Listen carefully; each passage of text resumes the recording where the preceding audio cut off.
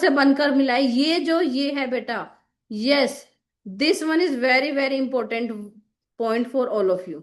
ये वाला पूरा पैराग्राफ तुम सबके लिए बहुत इंपॉर्टेंट है। आप सबने बेटा थ्योरीज तो पढ़ ली, पर आप सबको ये नहीं पता ये सारी थ्योरीज आपकी साइकोलॉजी का ही पार्ट है।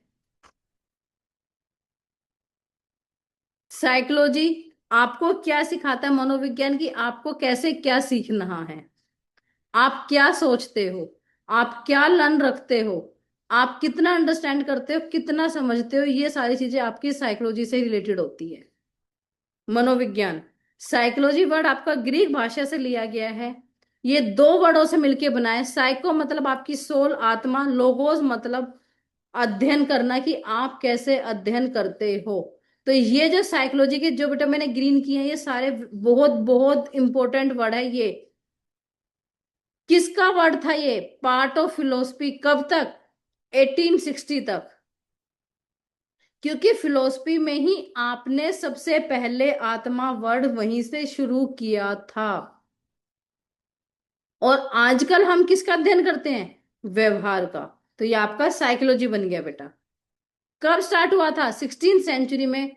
और आपका साइकोलॉजी का सबसे पहले वर्ड किसने दिया था, रूडोल्फ गोकल ने। ये क्वेश्चंस बेटा बहुत बहुत बार आ चुका है कि सबसे पहला वर्ड साइकोलॉजी का किसने बोला था। तो बेटा ये लाइन भी आपके लिए बहुत इंपॉर्टेंट है। तो किसने बोला था, रूडोल्फ गुकल ने बोला था, जो 1590 में आया था। साइकोलॉजी वर्ड दो वर्ड से मिलकर बना है, इंग्लिश हिंदी दोनों में सेम है। साइको मतलब ये रहा, साइको प्लस लोगोस। साइको मतलब आपकी आत्मा, लोगोस मतलब अध्ययन करना। किसका वर्ड था साइकोलॉजी, आपकी फिलोसफी का। फिलोसफी में है ये दर्शन शास्त्र का, जिसमें आप आत्मा का अध्ययन करते हो। धीरे धीरे हमें एहसास हुआ कि हमें अपने व्यवहार का भी अध्ययन करना चाहिए। अब कुछ होता है, उसने डेफिनेशंस दी है। तो सबसे मेन, अब एग्जामिनर क्या दे देता है कि psychology is the scientific study of behaviour and mental process, वो यही लाइन दे देता है। और इस लाइन को असर्शन बेस्ड रीजन में कह देता है, क्या ये कथन सत्य है, या is this statement is true. तो आपको ये सारी डेफिनेशंस भी याद करनी होंगी। यस, मनोविज्ञान मानव व्यवहार और मानसिक क्रियाओं का भी वैज्ञानिक अध्ययन करता ही करता है। साइकोलॉजी साइंटिफिक स्टडी करता है आपके बिहेवियर का और आपके मेंटल प्रोसेस का। साथ ही साथ साइकोलॉजी में कॉग्निटिव प्रोसेस और बिहेवियर भी, आपका मनोवैज्ञानिक संज्ञानात्मक प्रक्रिया भी, इसमें संज्ञानात्मक प्रक्रिया जीन पियाजे ने दी थी। अब एग्जामिनर तुम्हें इसको जीन पियाजे के साथ इंक्लूड कर लेगा, दोनों दे देगा कि जो साइकोलॉजी है वो कॉग्निटिव प्रोसेस और बिहेवियर को भी एक्सप्लेन करती है। साथ ही साथ cognitive process is given by Jean पियाजे। मनोविज्ञान संज्ञानात्मक प्रक्रियाओं एवं व्यवहारों का भी उचित ढंग से परिभाषित करता है। और आपका संज्ञानात्मक विकास जीन पियाजे के द्वारा दिया गया है। कौन सा कथन सत्य है, दोनों सत्य हैं।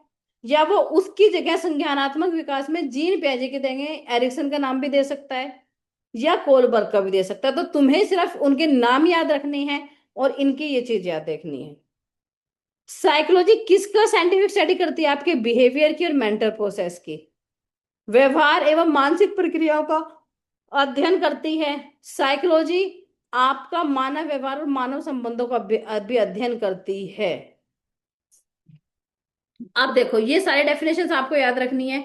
आपके गोल्स ऑफ साइकोलॉजी तीन होते हैं, क्या क्या होते हैं, आप मेजरमेंट और डिस्क्रिप्शन करते हो, आप मापन एवं वर्णन करते हो, आप पूर्वानुमान एवं नियंत्रण करते हो, प्रोडिक्शन एंड कंट्रोल करते हो, और एक्सप्लेनेशन व्याख्या, और फोर्थ आ जाएगा कंट्रोल, आप उसको कंट्रोल भी करते हो। एक मिनट बेटा, पता था।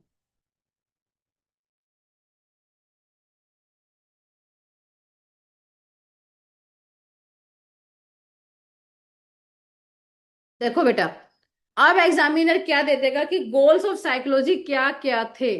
तो आपको क्या याद रखना है? मापन एवं वर्णन, पूर्वानुमान एवं नियंत्रण, व्याख्या और नियंत्रण। अब एग्जामिनर पूर्वानुमान के साथ नियंत्रण को अलग से भी दे सकता है, तो कंफ्यूज मत हो जाना बेटा। वो फोर्थ पार्ट में भी दे देगा तो कोई दिक्कत नहीं है बेटा। Measurement and description, prediction and control, explanation और कंट्रोल, ये सारे आपके गोल्स हैं साइकोलॉजी के। अब आपका डेवलपमेंट कैसे हुआ था? Psychology as the study of soul.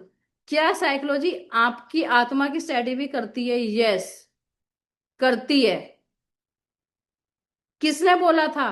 Pluto और एरिस्टोटल ने बोला था।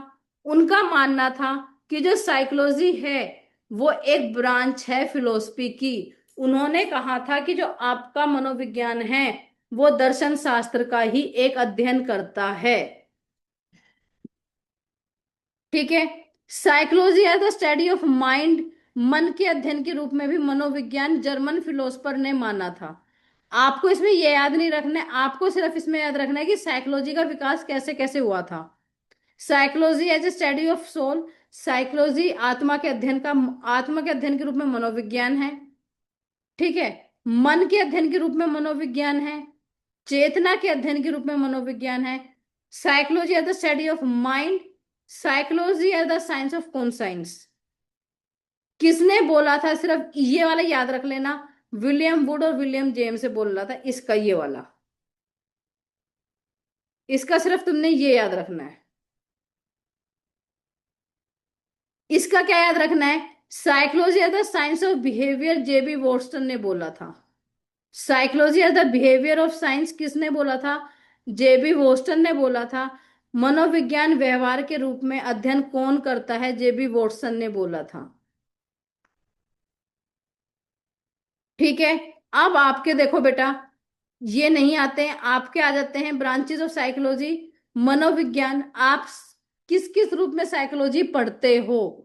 क्लिनिकल साइकोलॉजी पढ़ते हो, नैदानिक मनोविज्ञान, कम्युनिटी साइकोलॉजी पढ़ते हो, सामुदायिक मनोविज्ञान, काउंसलिंग साइकोलॉजी पढ़ते हो, परामर्श मनोविज्ञान, एजुकेशनल साइकोलॉजी पढ़ते हो, शिक्षा मनोविज्ञान, औद्योगिक एवं संज्ञानात्मक मनोविज्ञान। इसमें से एग्जामिनर तुम्हारे से क्या क्वेश्चन पूछता है कि क्या ये साइकोलॉजी के पार्ट हैं या नहीं है? इनकी सिर्फ तुम्हें नेम याद रखने हैं। यस। अब बेटा जब तुम मनुष्य का अध्ययन करोगे तो तुम हेल्थ का भी अध्ययन करोगे, स्पोर्ट्स का भी करोगे, वुमेन का भी करोगे, उनका एजुकेशन का भी करोगे, मिलिट्री का भी करोगे। तो आप आपके एनवायरनमेंट से या मैन से रिलेटेड जो चीज है उन सब का अध्ययन करोगे नहीं करोगे? उन सब की स्टडी आप करोगे या नहीं करोगे? ठीक है। ये सारी चीज भी आपके साइकोलॉजी में आती आती हैं। अब यहां से बहुत इंपॉर्टेंट पार्ट स्टार्ट होता है, स्कूल ऑफ साइकोलॉजी। ये आपके हर पेपर में आते हैं, चाहे आप एस्टेट दो, चाहे सीटेट दो, चाहे आरटेट दो, चाहे यूजीसी नेट दो। Schools of psychology is very very important, बहुत इंपॉर्टेंट है। सबसे पहले स्कूल आता है संरचनावाद। इसको आप कैसे याद रखोगे? देखो बेटा, सबसे पहले आपकी बॉडी का क्या होता है? देखो स्ट्रक्चर, सबसे पहले आपकी बॉडी का क्या होता है बेटा? यस, स्ट्रक्चर होता है। उसके बाद आपकी बॉडी धीरे धीरे फंक्शन करने लगती है। फिर आपकी बॉडी में धीरे धीरे बिहेवियर स्टार्ट होता है। फिर आपको अपनी वो चीजें, आप अपने सेल्फ रिस्पेक्ट के बारे में सोचते हो, जिससे साइकोलॉजी। फिर आपका दिमाग, कोग्निटिव साइकोलॉजी, आप माइंड से सोचना स्टार्ट कर देते हो। और उसके बाद आता है साइको एनालिसिस, आपकी ईड आ जाती है। और फिर आती है मानवतावाद, आप एक अच्छा मनुष्य बन जाते हो। तो देखो, मैंने ये एक तरीका बताया है बेटा। सबसे पहले आपका क्या होता है? बॉडी का स्ट्रक्चर, सेक्टरलिज्म। फिर धीरे धीरे आपकी बॉडी फंक्शन करना स्टार्ट करती है। उसके बाद आपकी बॉडी में बिहेवियर स्टार्ट हो जाता है, SFBG। फिर आप क्या करने लगते हो? आपको अपना वो पता चल जाता है कि वो संपूर्ण इकाई के बारे में ही पता चल जाता है। आपको सब चीजों का एहसास होने लग जाता है। फिर आपका माइंड काम करने लग जाता है, कॉग्निटिव साइकोलॉजी। उसके बाद आप साइको एनालिस्टिक, आपके अंतर्गत एक ईगो आ जाती है। फिर जब आपका ईगो सही हो जाता है तो आप ह्यूमनिज्म, मानवतावाद पे पहुंच जाते हो। ये सिर्फ एक तरीका है याद करने का बेटा। इसका मिनोमिक्स भी मैं कराऊंगी। पर बेटा प्लीज स्कूल्स ऑफ साइकोलॉजी पक्का अच्छी तरह से याद कर लेना। सबसे पहले आपका आ जाता है, सबसे पहली साइकोलॉजी कौन सी है? या तो इस स्कूल्स ऑफ साइकोलॉजी आपको हमेशा सीक्वेंस में याद करनी है, या तो इसका सीक्वेंस का क्वेश्चन आ जाता है। पहली कौन सी आई थी? 1890, 1895, 5 साल का डिफरेंस है। 1913, फिर थोड़ा सा डिफरेंस, फिर 1 साल का। ठीक है, उसके बाद तुम्हारी ये देखो 1900। अब ये मत कहना कि मैडम साल बाद में, पर बेटा सीक्वेंस यही है जो मैंने बताई है, इसी सीक्वेंस से आपको याद करना है। सेक्टरिज्म साइकोलॉजी का मेन प्रोपोनेंट कौन था? विलियम वुंड, जिसे एक्सपेरिमेंटल साइकोलॉजी या प्रयोगात्मक विज्ञान का पिता भी कहा जाता है। फर्स्ट स्कूल ऑफ साइकोलॉजी कौन सा है? आपका स्ट्रक्चरलिज्म ही है, आपका संरचनावाद भी है। इसको आप अस्तित्ववाद या इंट्रोस्पेक्शन मेथड या अंतर्निरीक्षणवाद भी कहते हो।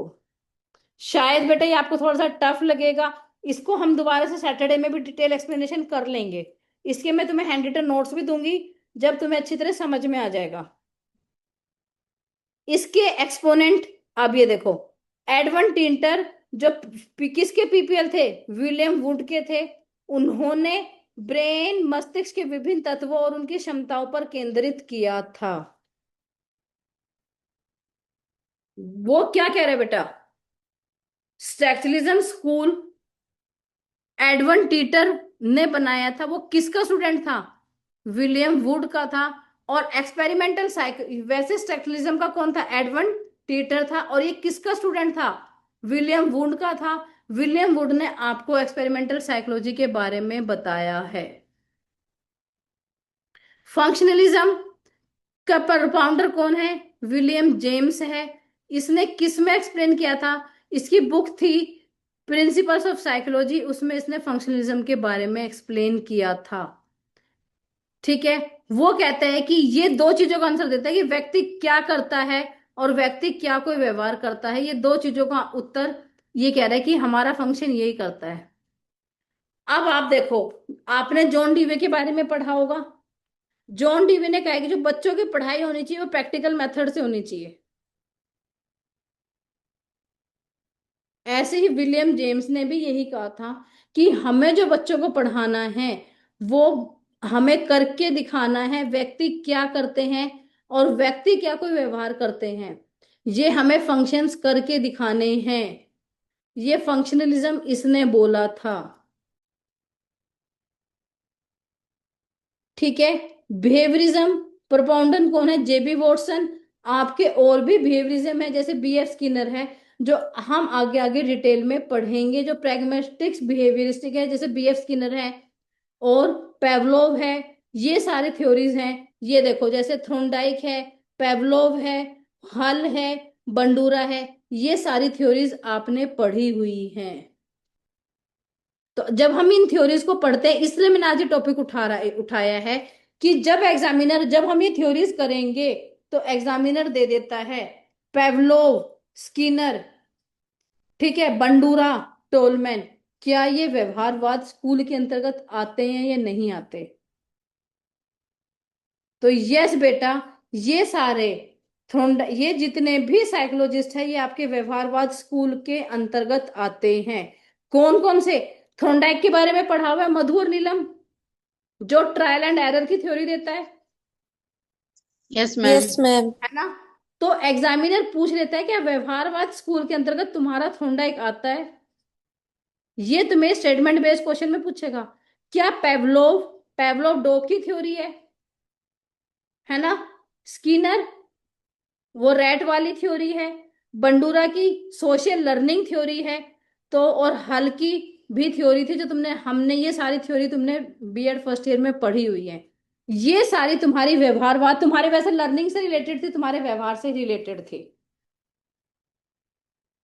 तो हम इनको इसलिए आज मैंने ये तुम्हें कराया ताकि तुम्हें धीरे धीरे पता चल जाए बेटा। तो ये लिख लेंगे, वैसे मैं तुम्हें इनके हैंड रिटन नोट्स भी दूंगी सैटरडे को, ताकि तुम्हें अच्छी तरह समझ में आ जाए। ठीक है, वो कहता है व्यवहारवाद, जिसे व्यवहार मनोविज्ञानी के रूप में भी जाना जाता है। ओके, कि हम बच्चों का व्यवहार कैसे करा जाता है। अब जीसेल साइकोलॉजी, इसके प्रोफाउंडर कौन थे? मैक्स वर्दम।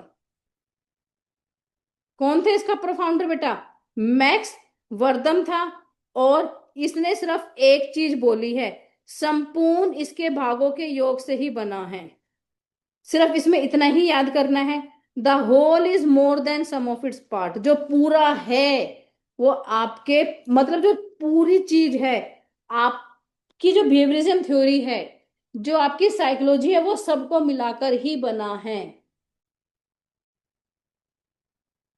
इसको जिसल्ट साइकोलॉजी या गेस्टोल्ट साइकोलॉजी के नाम से भी जाना जाता है। अब एग्जामिनर तुमको क्या दे देता है कि इसका क्या कहते हैं, इसका फाउंडर कौन है? मैक्स वर्दम है। और इसके को फाउंडर कौन कौन है? कोहलर प्लस में कोफा। और जिसेल्ट थिंकर क्या कहता है? सिर्फ तुम्हें इतना है, the whole is more than the sum of it parts. Cognitive, ये तुम्हें याद है, कौन था? जीन पियाजे। जीन पियाजे के साथ साथ वाइगोस्टी और कर्ट लविन ने भी अपने इन सब के बारे में बोला था। किसके बारे में बोला था?